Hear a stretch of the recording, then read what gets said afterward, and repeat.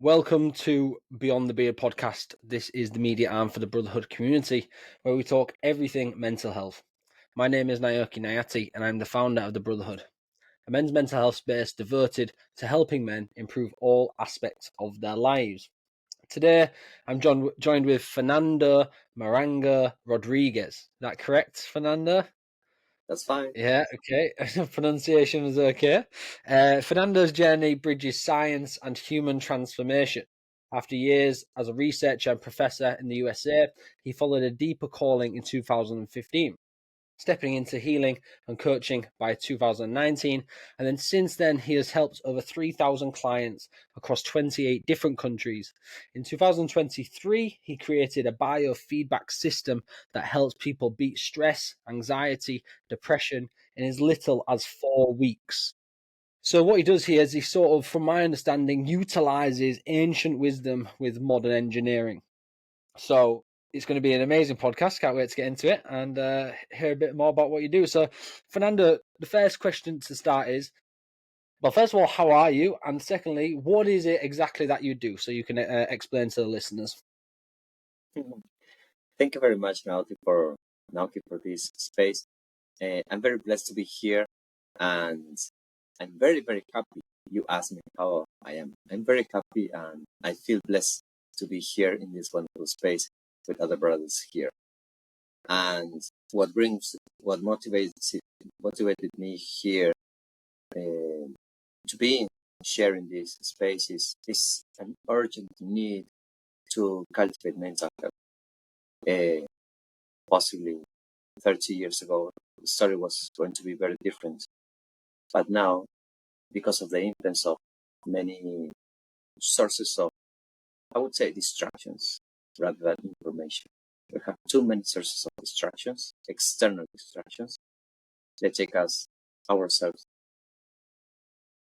unaware. They help us become unaware of ourselves, and that's why we need to come back to the basics. So that's what brings me here. Thank you. Amazing, brother. Thank you. Yeah, it's a pleasure. It's I was just having a little read there. You sent me a little PDF file, a bit about what you do, and man, it sounds amazing. It sounds really amazing. So we'll jump straight into it. So, how did you come across this sort of healing modality? What is this healing modality, and how does it work? Actually, it is a result. It's a tool that, for some people that look from the outside, they say, "Oh yes, there are some. It looks wonderful what you do," and it looks. Some other people say, "Oh yes, it looks nice." It's not just nice. If you really surrender to the process, your life can be transformed. I got the testimonial here from other people yesterday who wrote me from Australia. They told me that they got into really, really, really serious issues, and some other people told me that they never found a way to connect truly with themselves and to feel at home. They have never felt at home until they found this conscious breathing exercises I've been sharing. So this is the result of something that was co-created. I say this is a methodology, a conscious breathing methodology that was co-created with the source, right? Some people call it God, Jehovah, or Allah, whatever. But it's one thing. It's the source, and the source is not outside. The source is also inside.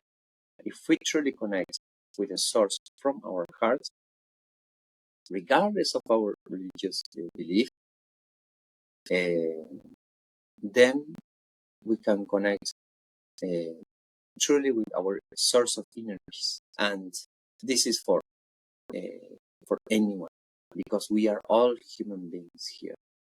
And although many people are so, that's coming again to this topic, distracted by sources of, I would say, instead of sources of information, it's sources of distractions.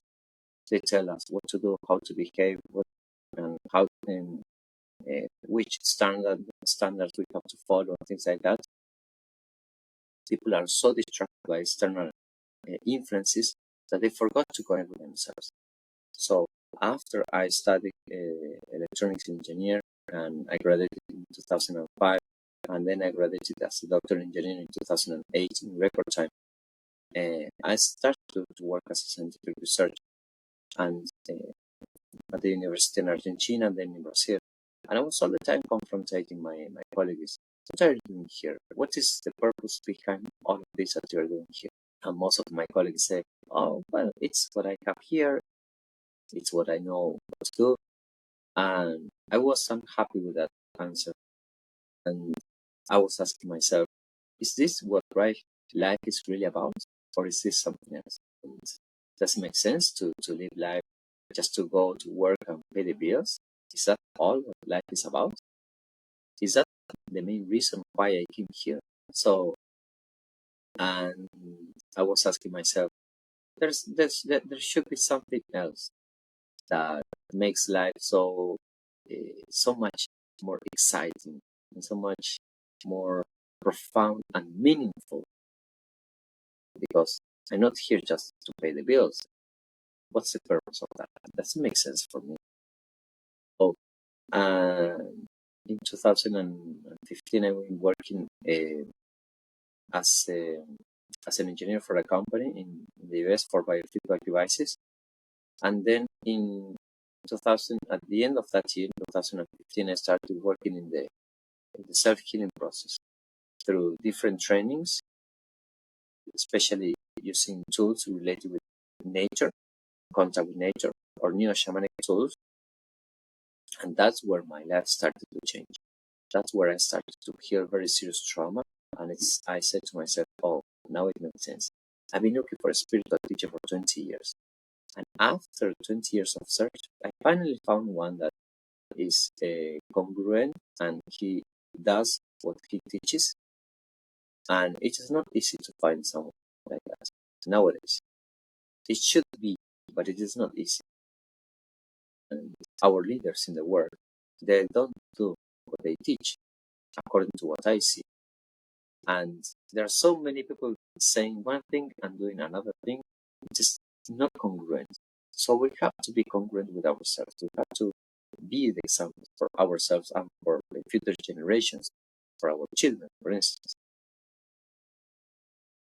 When I started to that self-healing process, and then I got into a 5-day retreat in 2015 and a 25-day retreat in 2019 in the Chilean Patagonia, where my teacher lives, Solar, and that's where my life changed.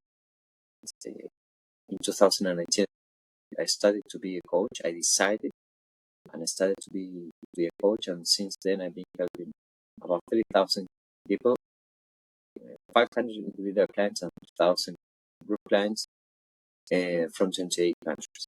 And when I connected with that inner courage and started serving others, because I always wanted, but I didn't know how, then I started to. And I also developed new biofeedback devices with an ear clip, and you measure through an ear clip the heart rate, but not the average heart rate. I measure the variation of the heart rate, which is a heart rate variability. And that's what's encoding the state of peace in our autonomic nervous system. And it was discovered after decades of study, actually, and after centuries of ancient development, that conscious breathing technique, it brings balance to to the autonomic nervous system. Speaking very simple, in a very simple way, when we breathe slowly and deeply like this, on average, inhaling for 5 seconds and exhaling for 5 seconds, that's an average for everyone, but of course we have to find our fine tune within ourselves, which is called the resonance frequency. If we breathe like that 10 minutes per day, it has a tremendous impact on our autonomic nervous system for the rest of the day, reducing anxiety, stress, depression. So Wow. I created this hardware, this device, together with my business partner here at Anselmo. And then I said, okay, let's try this system for some other people coming my way. And there was a client, the first client I had was a woman who that day she could leave her house, and she told me, Fernando, I don't know what to do. I am locking myself in my house, and I'm all day in my house because I'm just locking myself there because I have anxiety attacks. Oh my goodness. I told her, are you going to the psychiatrist, to the doctor? She told me, yes, I'm just going there, but I don't know what to do. Okay, let's do one session here. And let me know how it goes. And we did a session, and she went home with a smile. She said, Fernando, I feel so blessed, so happy for this. I said, wonderful, I'm very happy for that. And it was very curious that she did a 5-weekly session protocol, a 5-session protocol that is already well established in the scientific community. And she finished this training feeling like a queen. She said, now I can smile for life. Now I can live my hope. And my psychiatrist, he took away a great doses of the pills I was taking. She was taking pills for anxiety, for depression, and the doctor asked her, what are you doing now to feel much better? And she told the story. And the doctor couldn't believe about that. But the doctor was already giving her some pills, but they were masking, those pills were masking the problem beneath all that. Yeah. After she finished my treatment, she started traveling in cruises in other places. And she sent me video traveling in cruises. I said, oh my goodness. I couldn't believe that she was closing herself in her own bedroom, and then she started traveling in cruises. Wow. And that is how our new protocol was born.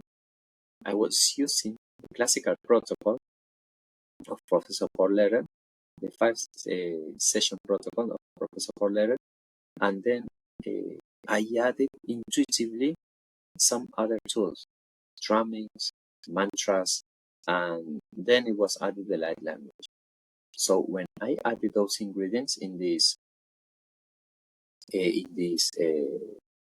exercises, she liked it very, very, very much. And I asked her, do you give me permission to include the drumming or to include the mantras? Oh yes, please do that. And when I did that, I was already playing drum, I was already doing mantras and all of that. But we measured scientifically benefits of that. And she felt much better, and the scientific measurements were showing that she was feeling much better because the heart rate variability in this case was higher, which means that the balance in the autonomic nervous system was easier for her in this case. And that's why she reduced faster her levels of anxiety. So we can measure subjectively, but also objectively. Subjectively, I mean by how the other people is feeling, and objectively by measuring the heart rate variability, because if we breathe slowly and deeply, inhaling slowly, our heart rate increases, and exhaling slowly, the heart rate decreases. So we have a high variation there. And what happens there is that we train our hearts to go from lower values to higher values, and lower and higher values. So when a stressor, an external stressor comes up, the person is already doing like, okay, I'm going to respond, and the heart rate increases. But since the other person is already trained to the heart rate variability be high, this kind of stressor is not affecting that person. That's why we have to breathe slowly and deeply, because we train our hearts to go from low frequency to high frequency. And when a stressor comes up, it goes high very fast, and we are trained for it. So that's why this kind of training is of paramount importance. And nowadays, 20% of the worldwide population, there's over 1 billion people around the world who suffer from stress. anxiety or depression. In some cases, very, very, very severe. And how to solve that? It's not through the pills. The pills can mask the effects of that, and that doesn't solve. But the real solution about this is going within, cultivating conscious breathing technique. This person I've been talking to you about, the first client we had, she recovered normal life. The pills were not allowing her to do that, but she was able to recover her full normal life, and the change was for good. So after she finished this training, she didn't have to continue the training. She was already in another emotional level. And I've been talking recently to her, and she's already very, very, very grateful. And her life has changed for good. Amazing. It sounds really beautiful, actually, Fernando. You know, it's simple, something so simple, but yet something so powerful. I do want to just talk about this HRV, this heart rate variability, a bit, because I sort of look at that myself in terms of stress levels. So I've got a Garmin watch. Garmin, if you've got a new Garmin watch, it now does HRV, heart rate variability. So I can scroll down here, and it'll tell me my HRV status. My baseline, so my average balanced is between 101 and 116. And it says my lows and highs, obviously it'll tell you if you're more stressed or more, you're more stressed or whatever you need. It's such an interesting tool. Like if I look back at this and I journal on an evening, and I then reflect back at the end of the week and say, oh, well, on Tuesday it was high. Let's look at what my day was like on Tuesday. And I go back to Tuesday. I had a stressful day on Tuesday, and my HIV reflected that. Like it's so correlated, actually. So I actually do take this into account a lot, like probably more so than what I should do, really. But yeah, when you're working out HRV, how do you work it out? Like, can anybody just work it out? Like, what outside of breathing, what other things can you do to help sort of get your HRV so it's at a regular level? Thank you for sharing this tool. I've been using this tool, which is called ENSA Biofeedback. It is the device that we developed here. It has a display here, and you can see the name here, ENSA Biofeedback. This is the hardware that was developed here with my business partner, Gianni Anselmo. And it has some connectors there, and here for the computer for the USB port, and here for the ear clip that you measure. You just put an ear clip or a finger clip, and you measure just the PPG, the photoplethysmogram signer, and from there it's something similar that your smartwatch performs. But we have to be very, very, very aware of the kind of device we use, when we are using them, and which decisions we take according to their measurements.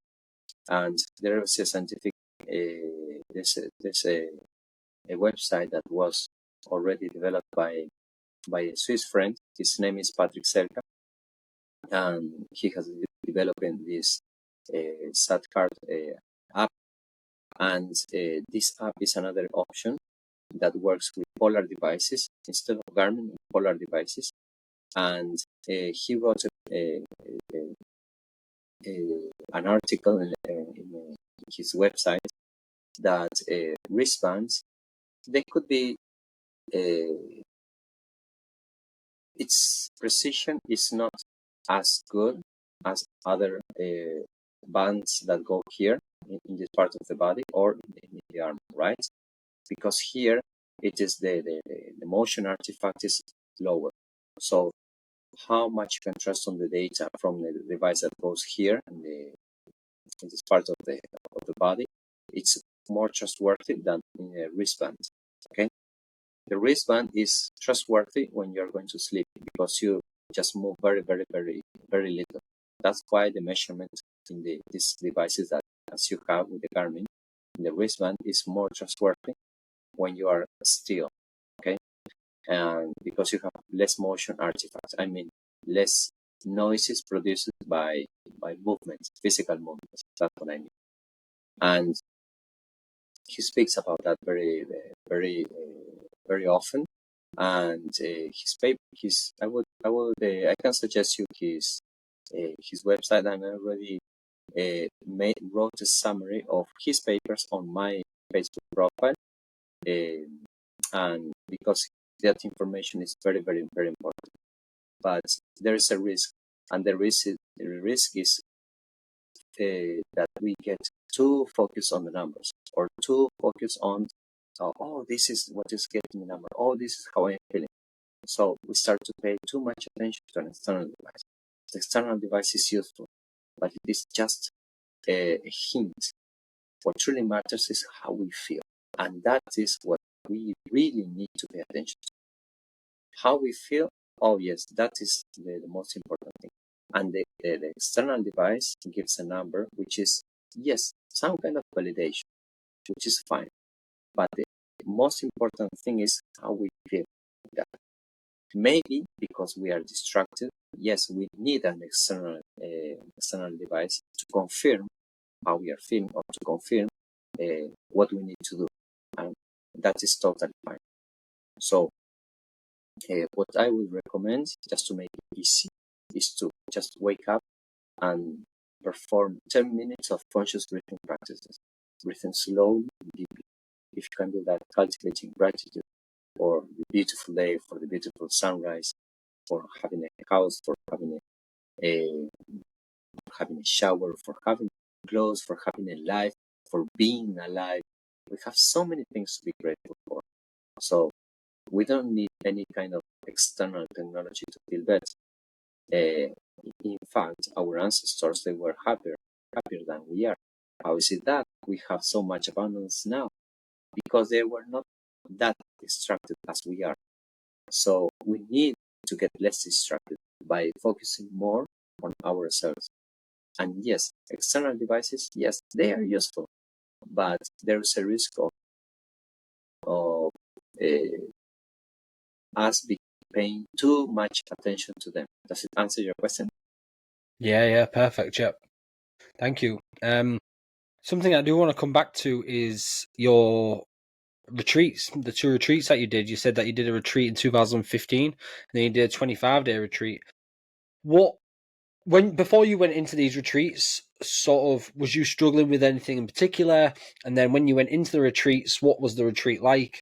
And what did you get back from that? Thank you for the question. Actually, all of these trainings were like little retreats, but the 2 main retreats was one day in 2018 for 5 days, and the other one in 2019 for 25 days. I just went with my wife in the Chilean Patagonia, Condor Blanco, natural place, and it is a natural place of 360 hectares. Those places are very big, natural places surrounded by mountains, forest, abandoned forest. It's a really beautiful place. It's really beautiful, and you can feel a different energy level there. And when you go there, I went there, and I remember I put my tent there with hundreds of other people that went there, and just put the tent there, and we did the activities during the morning and during the afternoon, and also during the evening there were some very short activities, and the sky was one of the most beautiful sky I ever saw. It was full of stars. In 2019, there were, I remember, before going to sleep, I opened up the tent and I just lie down with my head outside. And my wife was asking, "What are you doing? What are you doing?" And I asked her, "I'm just enjoying this wonderful scenery here. Enjoying." And she said, "Okay." And she lay by my side and she was looking at the stars with me. And I told her, "Do you count? Can you count all the stars that you can see there?" And she said, "Goodness, I didn't pay attention to this. This is so beautiful." And something curious happened. we started to see one light moving to one side, to the other side, up and down, and then it disappeared. And then another light moved to the side, up and down, and disappeared. And then another light, and the following day, people counted 32 lights, moving lights like that. What is that? I don't have to explain, of course. And there are very magical things happening there. And during the days, during the mornings and during the afternoons, we did different activities next to the river with ice melting water. And the water is extremely cold. One of the maybe one of the most one of the coldest river I've ever been to, and it is very good for people who are suffering from trauma, from drama, right? From drama. When people are getting with drama, teachers say, "Okay, go to the river, take a bath in the river, then come back here." And it's very straightforward. When you just go there, all the dramas are gone away, and the water in the river washes the drama. That's why so many people are just taking pills and they don't know what to do. But we have to connect with nature. Once we connect, once we go back to our source, which is nature, everything becomes easier. Everything becomes easier. Everything becomes happier, and people are they were very happy. And the inner work that I did there was very intense. It was many activities in the mountains, and one of the things that I did there is a race blindfolded. I just ran a race blindfolded like this, going down the mountains. So it was not just any kind of race. You just discover really what you are made of. Mm-hmm. And you discover yourself what you are made of. You don't show others. You discover yourself what you are made of. And when you go there, you get surprised by the results you got. And after I finished the race, for instance, I didn't know it was a race. And I was in the 4th place. And people told me, "Oh, you're in the 4th place." And I was like, I don't want that. I just want to the 1st place. And when I was taking the bandage off, another person told me, "Look over there. You went just running through that mountain, through that hill, and then you just came from that hill in front of here. Then after you just came down from that hill, you crossed the river with stones like this, and then you climbed this hill. You came all that way. Can you see all that you did?" And I say, "Yes, you're right. I don't have to be upset with myself. I should be proud of myself." And this is a very important lesson that I learned from myself. That is, instead of becoming angry or something after finishing something, it's very important to review all the effort that was done so far until this moment to accomplish the current moment, to accomplish the current results. And once I am aware of that, I have the right to feel at peace with myself. So I learned lessons as important as this. That sounds amazing. I think, again, back to this simplicity of things. Nature itself is just so healing. We know that across the board. Like even from like a scientific perspective, in the studies on PubMed, and it talks about like charged ions in the body and how getting in nature can disperse these charged ions in the feet, in the body.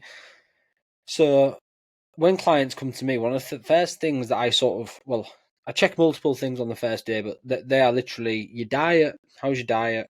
How's your sleep? Do you connect with nature? Are you doing exercise? These are the first 4 things that I sort of check, really. And a lot of men that come and have problems are not spending any time in nature, actually. pretty minimal. And when I reflect back on my life and reflect back on the times that I spent in the military, I was in the military for 6 years, and I spent hundreds of nights outside under the stars in woodlands, next to rivers. I definitely think that it gave me this love for nature that I wouldn't have found outside of that.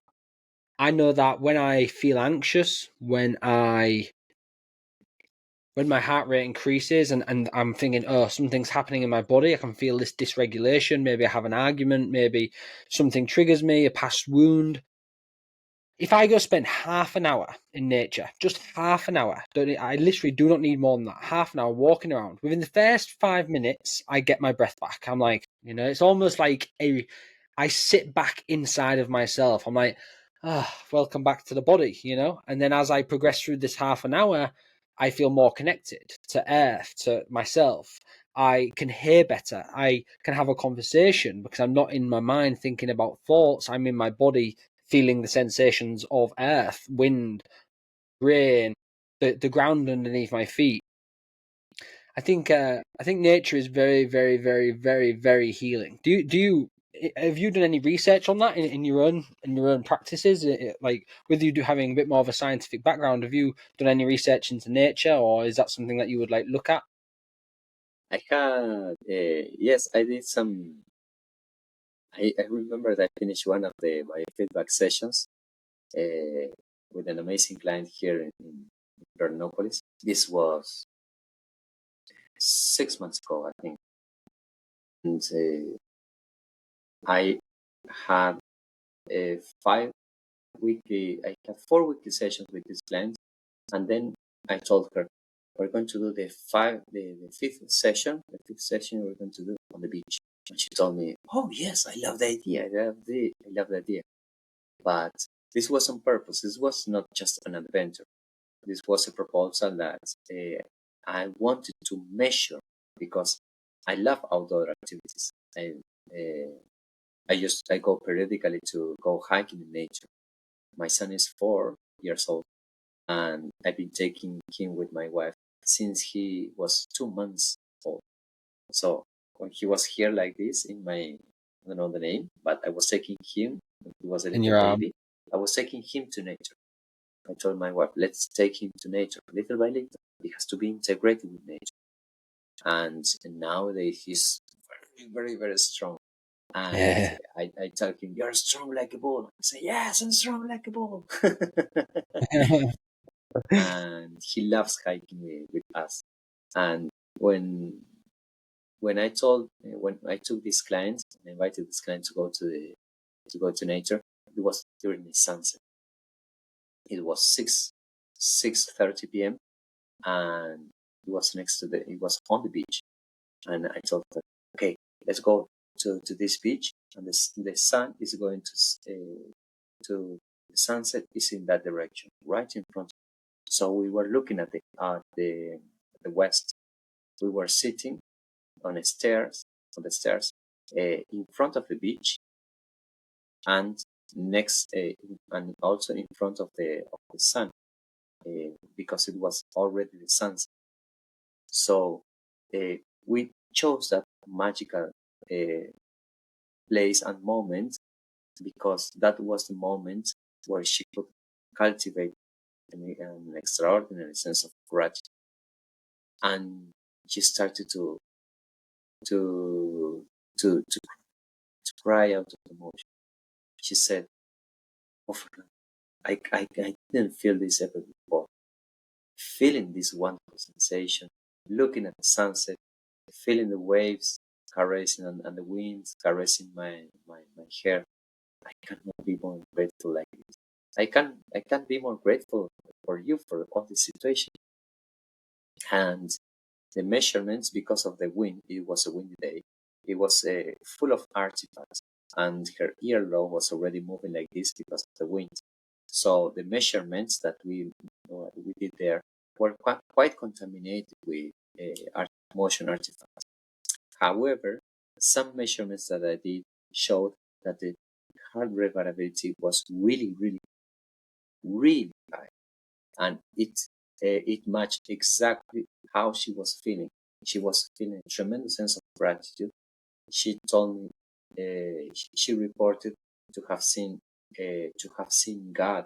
She felt a tremendous amount of light coming, tremendous amount of light, and it was a once in a lifetime experience that she didn't live that before. So yes, we measure not only subjectively but also objectively the effects on these results. And I didn't tell her you have to see the light, you have to see God, you have to. No, I just guided her. Okay, you just breathe slowly and deeply according to your resonance frequency, and cultivate any feelings that makes you feel better, such as gratitude, joy, grace, compassion, love, whatever. And the results were that, and I was quite surprised by that. And we even made a video afterwards, and she was feeling like, oh, I cannot recommend this enough because it is so wonderful and so beautiful. And nowadays she's continuing with this kind of practices, and she's choosing natural places to do this kind of practices, because we only have to be reminded of the tremendous loving power that we have here. We all have tremendous loving power here. We just have to remember to use it. Yeah, I agree. I'm massive into gratitude as well. I think there is a point where your gratefulness for life can also become contradictory in a way, because you're almost bypassing reality. So I think there is like a fine line there between being grateful for things, but also accepting that things can be difficult at times, and you can still be grateful for it, but you don't need to try and pretend that you're not okay, or that you have to be happy and grateful. You can be sad and grateful, so I try and explain to my students and my clients that don't bypass the situation. Feel in the body. If you're feeling sad, pain, grief, or upset, you can still be grateful for those things. You don't have to try and not feel that, so make sure that you actually feel the emotion as well as gratitude. And gratitude might come at a later date also. Like when I'm feeling personally grief, pain, sadness, I'm feeling them. I'm not feeling gratitude yet, but as the grief, the pain, the sadness dissipates, that's when the gratitude comes in, because I see the lessons now which the grief, pain, and sadness brought me. One thing that I did want to ask that was just coming to mind there when you was talking is, have you found any differences between men and women? Because I've noticed there both your clients that you talk about were females. Do you have any examples of this sort of breathing technique and how it benefits men? Because pardon me, one thing that I've noticed in my practice is when I used to, so I ran a holistic sort of treatment type thing just under my name, Naoki Nayati, before I set up the Brotherhood, and I did that for many years. And majority of my clients were female, actually. To be honest, I find that women are definitely more on a somewhat healing journey, or more devoted to, I wouldn't say devoted, but maybe more open to different aspects of healing or different aspects of getting better, whereas for men there's a bit more of a barrier there, whether that be due to societal conditions, whether that be due to the nature of men, like energetically, epigenetically, whatever. When you work with people, men or women, what's your experience with men compared to that of a woman? Do you still find the results the same? Is it more difficult for them to feel the gratitude? Is it more difficult for them, for their HRV to be more variable? Yeah, what's your thoughts on that?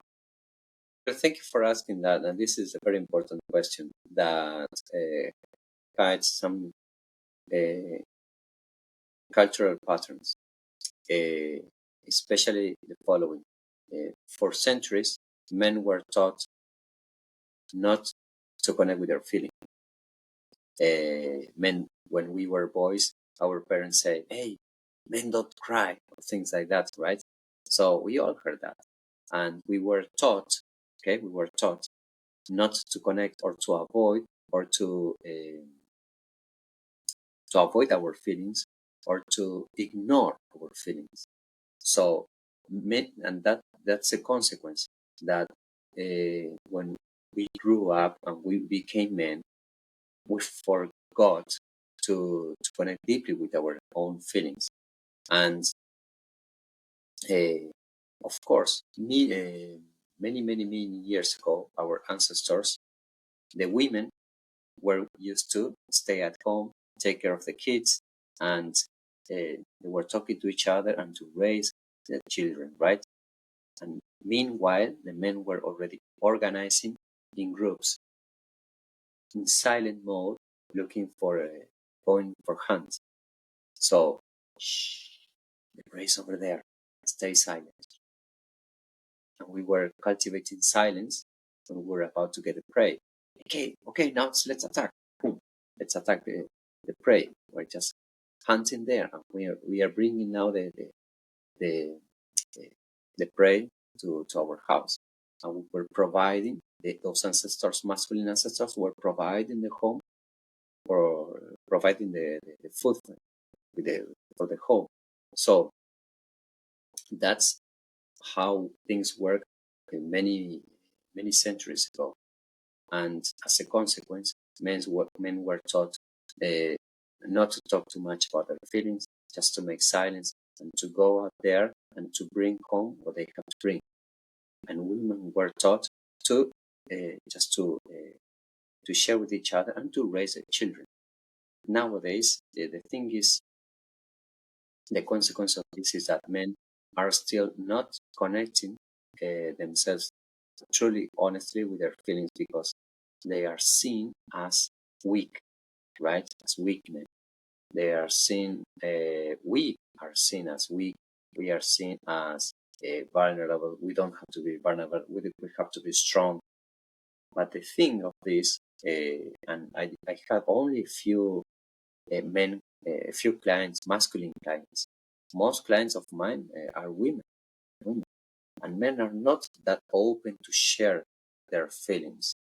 And but when men decide to open their feelings, they can do a tremendous amount of beautiful work. But as I told you previously, we were taught, not that we have less ability, is that we were taught to uh, to talk very few about our feelings because we feel vulnerable, and also there is some kind of a wounded masculine, right? That we have many people think that they have to dominate things, and in order to feel the dominance, to feel the need to dominate things, they don't have to show any emotional weaknesses. So that's why men are usually not that connected to their emotions. And however, both men and women have their masculine and feminine sides, and the masculine side is already related with our prosperity and with how much we are willingness to achieve things in life. And our feminine side is more connected to our loving side, right?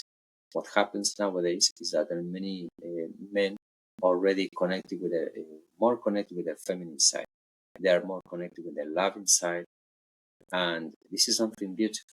But the problem is that there are also many teenagers that are becoming men that they don't have their masculine side already developed now. That is the problem. So that they don't make their own livings. They're still living with their parents, right? So all the men need to connect with their masculine power, but also with their feminine power. In the past, the men used to have the masculine side already well developed, and the feminine side, it was very forgotten. And the consequence when those men avoided or ignored that feminine side is that they didn't talk about their problems, emotional problems, and they just swallowed their problems. And as a consequence, their body already got affected very seriously in some cases, right? For instance, this is what happened to my own father, and he didn't talk about his own problems. And this is a very important lesson that I learned, that we all need to share about our emotional issues to someone else to avoid this kind of health problems. It's not something that, it feels better to talk about our problem. It's because of our health. We have to do that because of our health. It's so important that when he got a very serious disease and that produced his death, I discovered that it had an emotional cause that he didn't talk about. And that's a very important lesson that I learned. Okay, if I have a problem, I will release the problem. I will acknowledge that part, and then will decide to release the problems of that. So this is a very, very important thing I would like to mention here. We all need to release our problems. If we don't talk about our problems, what is going to happen is that our body is going to suffer. I hope it makes sense. Yeah, definitely. Yeah, it made sense. When you're talking there, I was just thinking about like, what could we do? You know, what could men do to find that balance? You know, what could men do to be more in touch with their feminine side, but also to be more in touch with their masculine side? Like, if it is out of balance, like, how do they know it's out of balance? You know, Mm-hmm. how do Well, they know? if we can find, for instance, someone who is already a role model, if we can find a role model, for instance, someone we really admire, someone we really trust, and how they are cultivating their masculine and feminine side, that would be wonderful. So that would give us a notion of a good balance of the masculine and feminine side. Another option is to find someone who is someone who has his masculine side well developed, and someone else who has their feminine side already well developed, according to our point of view. And then we take those role models, masculine side from this person and the feminine side from this other person, for instance. As I see, according to what I see, Tony Robbins, for instance, you can see that he has a good balance in his masculine and feminine side. Yes, he developed companies, he's producing millions, and that's totally fine. But he also shares about his own emotions. He's already raising a family. He's raising daughters or a baby daughter. So he's also showing his feminine side, and that's totally wonderful. If we can, for instance, be part of other communities. For instance, you're promoting brotherhood, which is absolutely fine. If we can join another community, existing community of people who are already sharing. Our ancestors used to gather around the bonfire. So nowadays we need to continue that. Yeah. And what did we use? What did our ancestors use around the bonfire? We used to talk about our issues. We used to tell stories. We used to gather. We used to strengthen our relationships. And this is something that we all need. There is a saying by Eduardo Galeano, a famous Uruguayan writer. He said, if a chemical told me that we are made of molecules. A physician told me that we are made of atoms. But a little bird told me that we are made of stories. So which kind of stories do we want to hear and to learn from? Yeah, that's nice. Yeah, the fire is super interesting, isn't it? I was trying to think of this quote that I really like. It's on the tip of my tongue. It's basically saying that back in the day, our ancestors used to gather around the fire, and it was like the source of life for many years.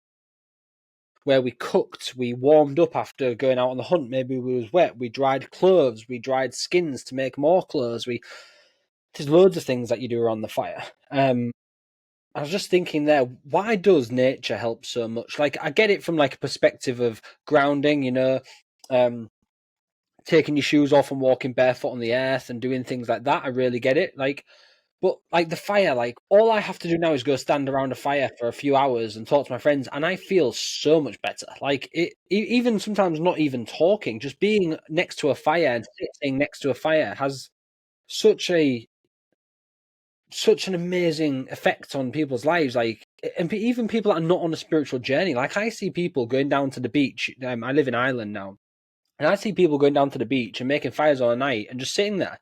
Like they're not really doing anything. They're not. What? Yeah. Why does nature help so much? Why does fire and these elements, the earth, the wind, like why do they help so much? Like are we? Yeah. Why do we need them so much? You know. And I always I get it sometimes. I feel like I say about the positively charged ions. Like I see it from a scientific perspective of like these ions in our body getting charged up and then leaving and dissipating through the air. Like so you feel more relaxed because the positive charge is not there. But why does like the fire work so well? What like how do we? Yeah, what's your thoughts on that? Why do these elements help so much yet they're not really doing much at all? To be honest. Because we're made of them. Yeah. Simply that. And if we acknowledge what we are made of, it's simple to honor our origin. According to these the teachings of Sujana Solar, we are made of these 4 elements: earth, water, air, and fire. Okay, and we have the 5th element, which is the void. The 4 elements, earth represents our body and our muscles, and that's why in order to internally and externally corresponds to our prosperity and the resources, the material resources that we have here in our life. And then for the element water, it corresponds to the feelings that we decide to cultivate. And externally corresponds to the relationships that we cultivate with ourselves and with others. And the 3rd element, air, it is the lungs, the air in the lungs, and the movements in our thoughts.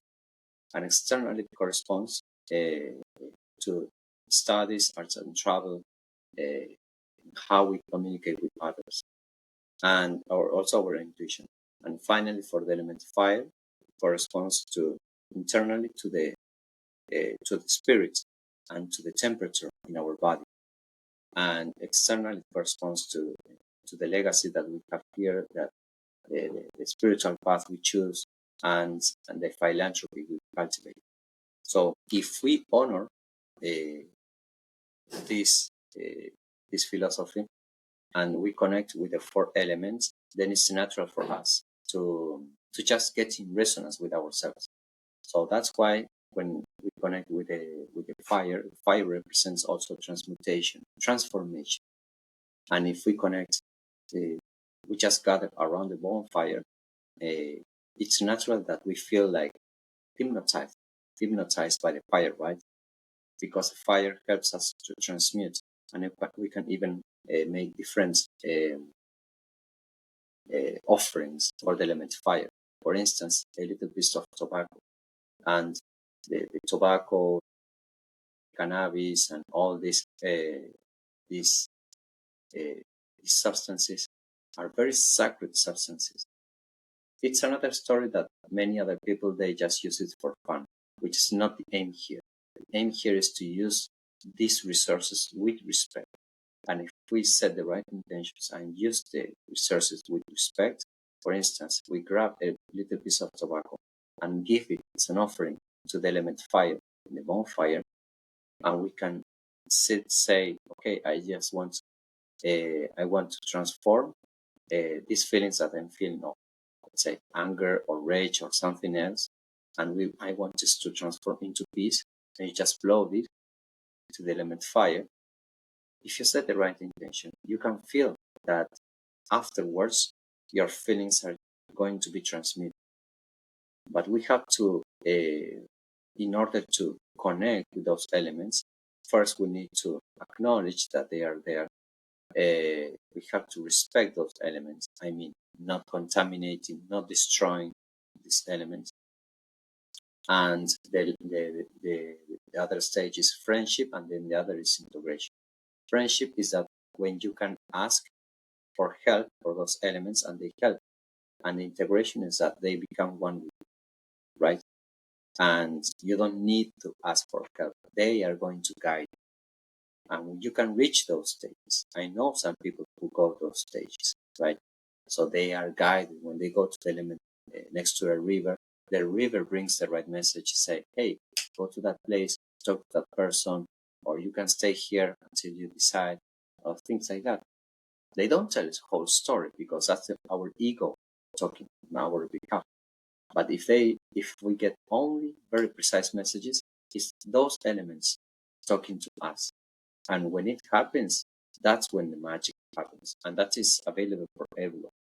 But to answer to your question, if we honor what we are made of, if we honor the four elements, and if we do that consistently, we can practice respect, and by making the right offerings, and especially if we, for 21 days, we decide to surrender to these elements, then we can get what some people call a quantum leap.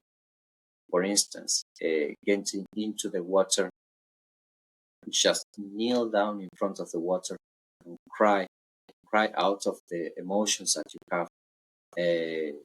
You can do that for some specific days, or for just do that for 21 days. Then you can connect with your own feelings and your own heart. And this is something really beautiful.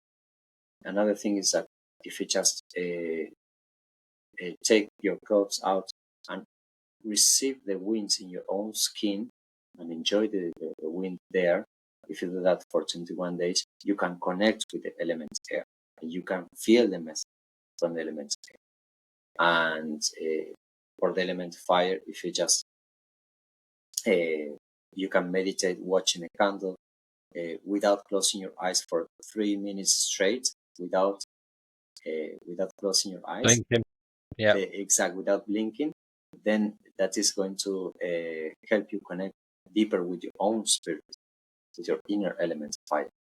And with the element earth, you can just work with the element earth.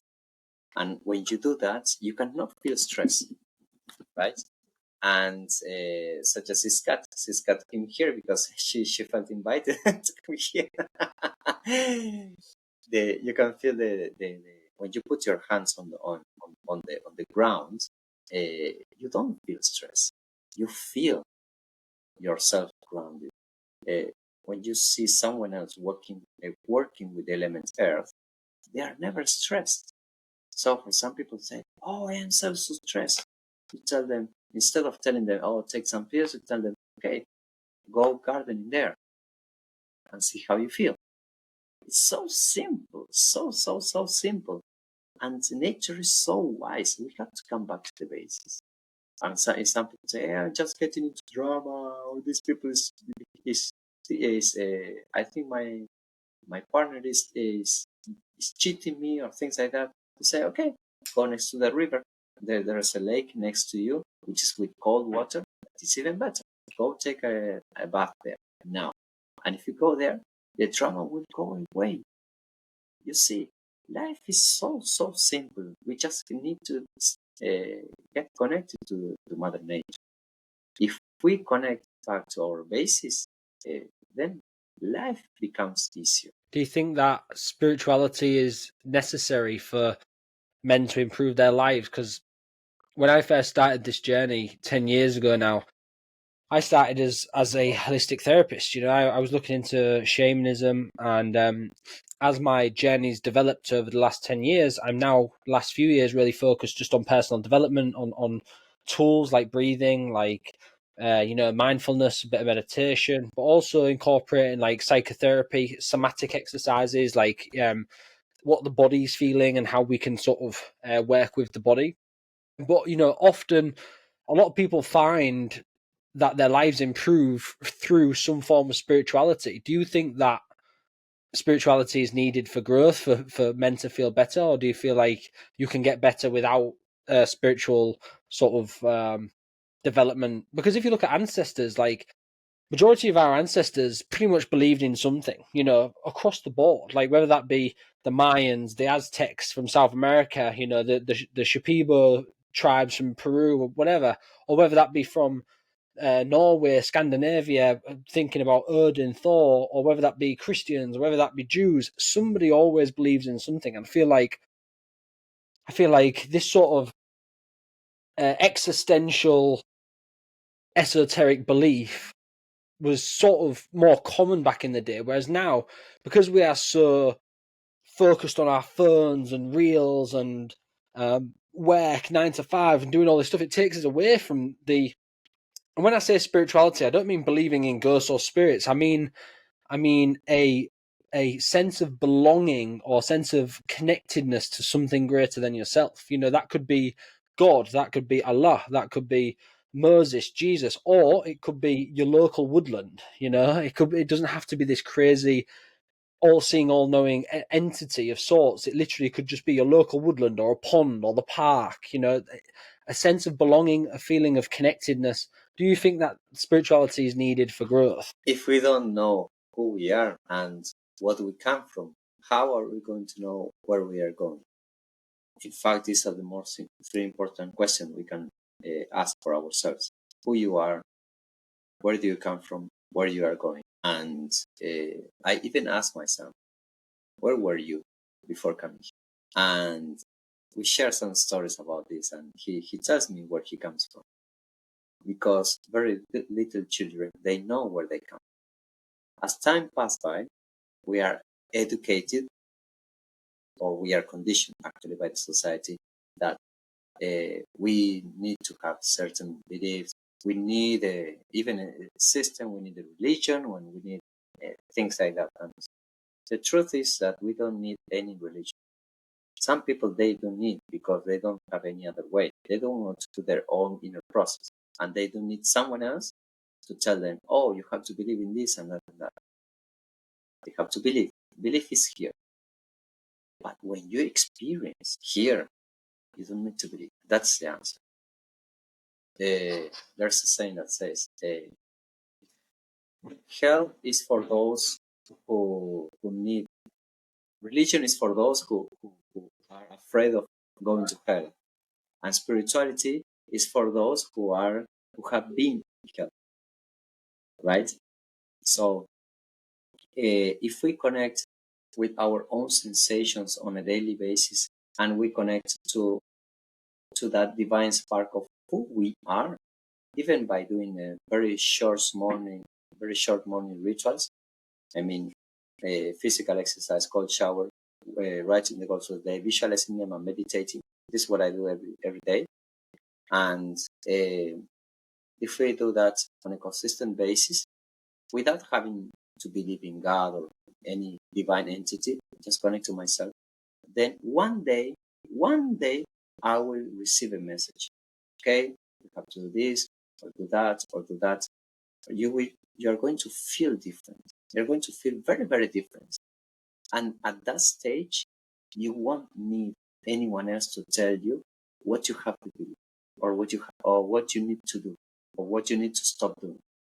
You will start awakening your own inner guidance. And once you connect with that, you start to become free from the system. And this is something beautiful. And at the same time, it is dangerous for the system.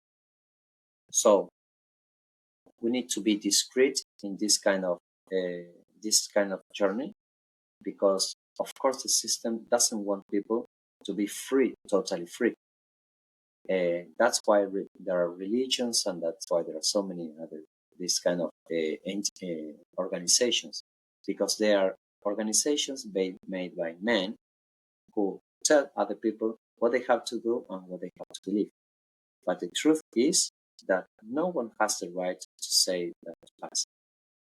We just have to take our own decisions to do to choose one path of someone who got very good results, and go there, go all in. And once you go all in, and just do that for 90 days straight, 3 months, all the days, then you will start to feel, in some cases in a few days, in a few weeks, or in some cases in a few months, you will feel something different. And when you feel that different sensation, then you know what to do. Yeah, 90 days. 90 days, yeah, that's definitely the what I sort of tell my clients, because 21 to 30 days, people say, oh, you get a habit after 21 days.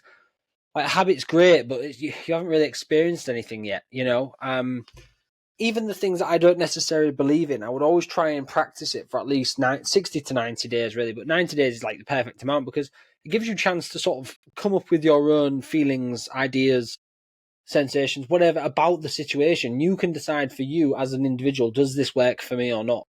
Because there's many things that might work for you, Fernando, that might not necessarily work for me, or things that did work in the past, but I don't necessarily need them right now. I need to be working on something new. So the impact it has on my life might not be as good.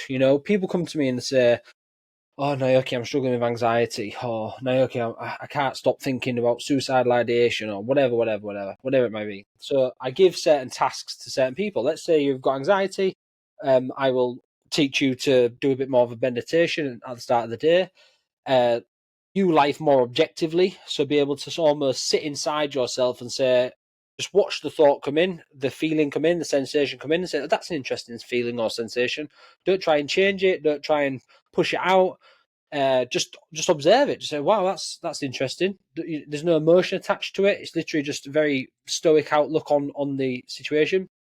Or I teach people to address it head on, to say, if they're in a situation where maybe there's a few people in the room and they're getting anxious, they can just say to the person or people, hey, I'm actually just getting a bit anxious right now, so I'm just going to take a few minutes.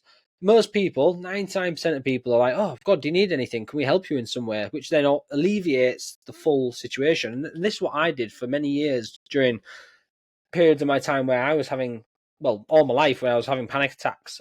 I would either meditate and sort of view the anxiety objectively, or I would just address the situation and say, look, I'm feeling super anxious right now. I need to go have a minute. And people are, oh, can we help? What can we do? And by me addressing it, it sort of subsided. But that doesn't work for everything. That sort of approach isn't across the board. Like, I can't just fit those sorts of feelings with the feelings of suicidal ideation. Like, when I was going through my journey of suicide and trying to take my own life, I was telling people I was suicidal and it didn't make a difference. But again, back to the nature situation, is I sort of come across shamanism as I was, really, really struggling with my mental health, and no one else I knew was doing this at the time. So I was like, I thought I found something that like no one else knew about, and but later on you find out everyone knows about this. So I would take these sort of shamanic techniques, which are very, very correlated to mindfulness, really, about meditation or about vagal turning or the vagus nerve and how that works. And I'd take these shamanic practices and implement them in places that I really liked, which would be the woodland or would be mountains or nature in some way, because I love nature. And I just found like such dramatic effects. So that really helped. Pardon me. That really helped with my suicidal ideation. Is getting out in nature is I understand now it comes from my ADHD and how my mind's thinking of a million things at once, and I'm so very flighty almost. Like, I have these, I wouldn't say mood swings, but I feel not emotion, but I feel things intensely. So like, I sometimes get overwhelmed. When I'm overwhelmed, if I go have 5 to 10 minutes in nature and come back, I'm good to go. I can then do the task. So I feel like it's really, really, really, really important to figure out what's going to be working for you. But there are a few common things that work across the board, and one of them is breath. 100%. Learning to regulate your nervous system just from a simple breath technique is super, super important. The second thing is nature. You need nature in your life, whether that be exercise, out going for a run, or whether that be a walk in the local woodland. 30 minutes of nature a day, I read a study before, decreases overthinking by 70% or something like that. I'm sure I found it on PubMed. And I read that statistic, like, what? Like, that 70% like decrease in overthinking by just getting half an hour a day in nature is like insane amounts. So, and mindfulness, simple mindfulness techniques, feeling into the sensations of the body, closing the eyes for a short meditation, saying, okay, what is my body feeling right now? So if I just tune into me right now, I'm feeling super relaxed. I'm feeling super grateful. Like I can feel it in my body. My body's almost like tingling from happiness because I'm like, wow, we've had this amazing podcast and I've learned a lot and I can't wait to give this to my clients and to my community and say, hey, listen to this podcast. I'm feeling a lot of gratitude for that, a lot of love, a lot of, my body's feeling really nice. At the start of the podcast, if I was to tune in then, like my chest was a bit tight, like, but once we'd settled into it, I felt fine, but it's the ability for me to zoom out of it and say, okay, that's an interesting emotion or that's an interesting sensation in the body and not be attached to it, not try and change it straight away. But yeah, all these practices that I did, like the mindfulness, meditation, breathwork, I did them for a period of time long enough to feel the effects. Like doing one breathwork session one day, you might not feel a lot because you don't really know what you're looking for, or you might be doing it ever so slightly wrong, or you might still be overthinking, or your environment might not be correct. Whereas these are sort of the things that you iron out over those 90 days. Like, I notice at the start of the conversation, you mentioned the simple in-breath is 5 in, 5 out. So you breathe. But for me, on the out-breath, I like to breathe out for a good 7 to 10 seconds. Like I breathe in quite quick because I struggle to breathe in slow, but I breathe in quite quick and then I can breathe out super slow. And that for me is like the perfect thing, But it took me many months or weeks of doing breath work to figure out, oh no, people are breathing too quick for me there. Like I went to a teacher before and we did this pranayama, which is like yogic breathing. And that was 4 in. It was a box breath. Breathe in for 4, hold for 4, breathe out for 4. Man, 4 is not long enough for me. After 4 seconds, I'm like not even breathed out fully. So I'm like taking the next breath before I'm like, and it just didn't work. So I just sort of, I recommend that one, but I don't do it myself. So the one that I do is I breathe in as slow as I can, hold, and then breathe out super slow, almost like you'd like blowing something through a straw, And during that time, I'm noticing like certain sensations in the body as well. So I'm noticing the rise and fall of the chest. My eyes are closed. Well, unless I'm in nature, my eyes are closed. I'm tuning into the body, the here and the now, not the future, not any stories I'm telling myself about what's going to happen. I'm not worrying or concerned about what has happened earlier in the day, the week before, the month before.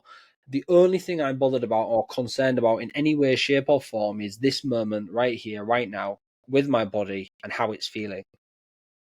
And the more I just tune into that, the more I think about that and view myself objectively, but feel the sensations of the body, the more relaxed and calm I feel, and that can take a few minutes. And then, you're back to ground zero. 90 days is definitely the thing. 90 days, at least 90 days is definitely the thing. You need to implement these things for 90 days. Like, don't just do one breathwork session and think, oh, well, breathwork don't work for me. I was laughing with my partner actually the other day about this because we was talking about, what was we talking about? We was talking about something and she said, there's no insert thing we was talking about. There's no of these things in our local town. I said, well, how many people did you ask? And she said, oh, 3. So I said, well, I said, you can't base the entire situation on 3 attempts. You've got to check 100, 200, 300 attempts. If after then 200 or 300 attempts, majority of them are no, the probability is no. This is the same with healing techniques. If you go to a therapist and they say, right, try this breath work and you try it and it doesn't work, don't just say, oh, well, breath work doesn't work for me, because you've tried one technique out of hundreds of techniques.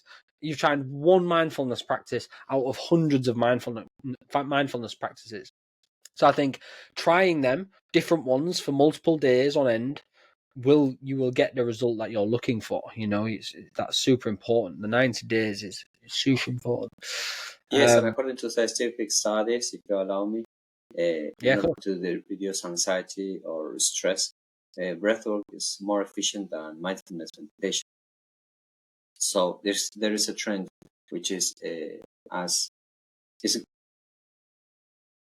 mindfulness was already, let's say, 30 years ago. Mindfulness was only for a handful of people, or only the mystical people.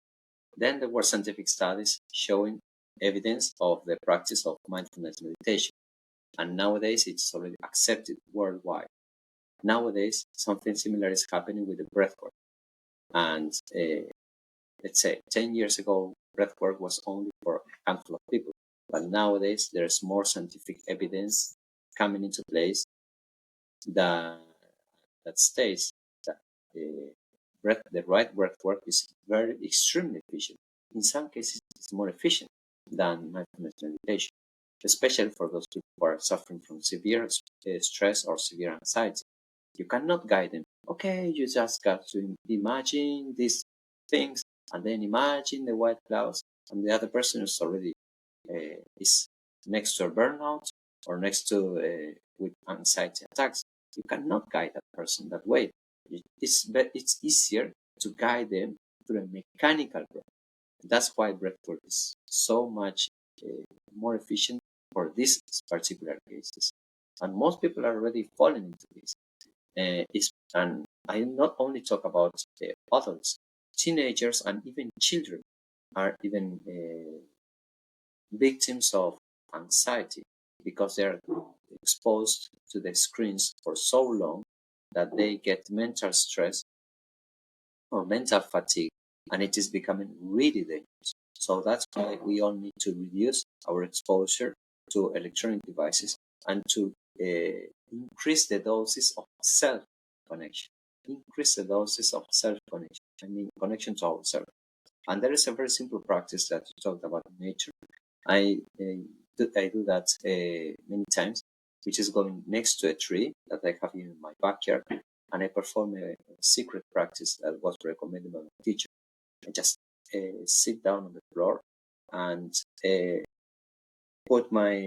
my back on the trunk of the tree and putting my feet barefoot on the ground and my hands touching the ground.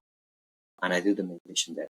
5 minutes of this meditation is equivalent to 2 hours of other meditation in another place because I get connected to the elements earth and water. I get connected to the elements earth by feeling the earth, that's why touching the ground, and to the water, which is represented by the tree.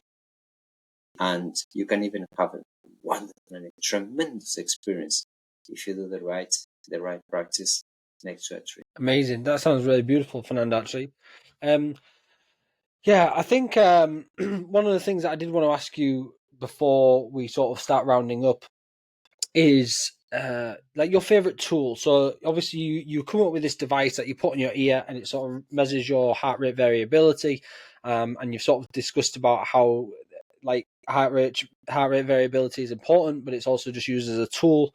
And the best thing to do is to tune into the body and to get into the sensations and to do this breath work. What is one of your favorite tools that you could give the listeners here now? Even if you wanted to run us through like a little one for 5 minutes, what is one of your favorite tools that people could take away and implement in their own life? Or if they wanted a bit more of a deeper session, maybe they could contact you privately and book in for a one-to-one. What is your favorite tool to help men with stuff like anxiety or depression or dysregulation in some way? What's one of your favorite tools there? There's a new protocol that was created here, which is coming back feeling at home, feeling at home.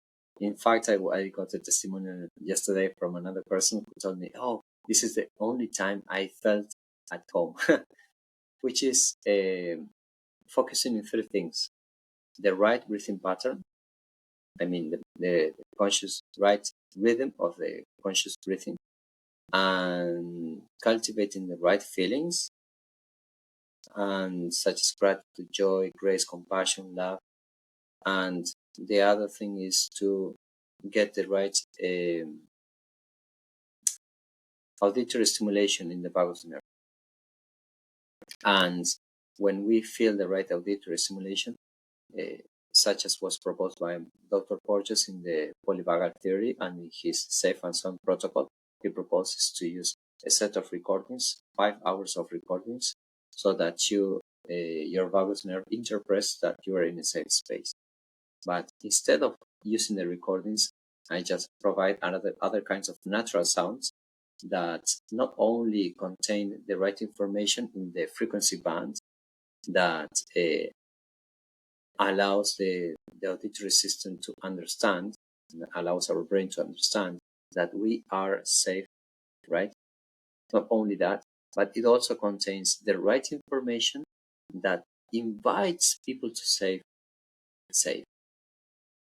Because one thing is to hear human voices, and another thing is to hear the right voices that invites people to feel like, oh, yes, I feel nice. I feel at home now, right?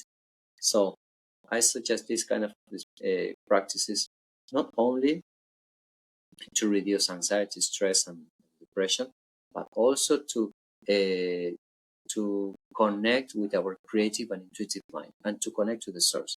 Some people who are highly sensitive, they connect to the source and they get the right guidance and they can take the right decisions to move forward. And I don't say even a word in this. I just share the practices with those people and they told me, oh, I got this insight. I realize about this. I'm going to take this decision. And I just feel surprised. I say, I didn't say anything. You just got your inner guidance. So that's what I feel about talking to spirit. When you connect to your own higher self, you don't need any intermediates to tell you what you have to do or what you have to do. You are the source. You are connected to the source because you are the source. So this protocol is way more than just to reduce anxiety, stress, and depression. It's a protocol to connect directly to the source. This is as powerful as it sounds. So I don't have the drum here. I have it upstairs, but we can do a short test here if you want for 2 minutes, just to invite people who to feel the sensations. Is there anything specific you would like to feel here so that I prepare this practice? Just gratitude and love, really. I think I love feeling those emotions. I try and cultivate them as much as I can. For me, they're very powerful. So yeah, just anything like that, really. What I will say before we start is, if anyone's listening to this and they're in a car, please don't listen to this or skip this bit just in case. If you're operating machinery or you're in a vehicle, just click the little skip button for a few seconds, or make sure you've got your eyes open and you don't go too deep. Exactly. You can do this with your eyes open. So anyway, we can, if we are able to, we can close our eyes or continue with our eyes open, and we can start breathing slowly and deeply. Inhaling for 1, 2, 3, 4, 5. Exhale. 1, 2, 3, 4. Continue breathing slowly and deeply. We can feel our heartbeats. With the right stimulation of the vagus nerve, we will identify these sounds, bringing us back home.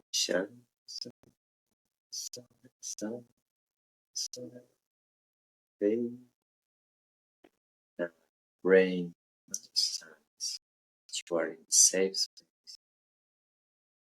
Here, you decide to send, to cultivate a feeling of gratitude for your body, for your health, for this beautiful day, and for all the beautiful things that life has to offer. We all have the power to decide the feeling we want to carry. Now it's your turn to do this.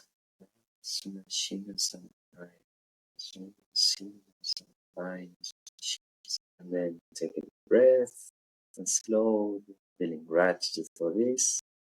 Then open. That's beautiful. Beautiful cat. I cannot hear you. The cat pressed my mute button. Well, that was nice. That cat is very wise. Yeah, very wise. She muted me and then walked off. She climbed on my shoulder, muted me, and then walked off. Ah, she was attracted by the energy. I talking about cats, I actually really find the cat's purr so healing. So like when the cat's on my shoulder, she'll like rub her neck onto my like ear, my beard there. And when she's like purring, oh my god. I'm like that, like falling asleep, like trying to keep my eyes open. She is funny. Come on.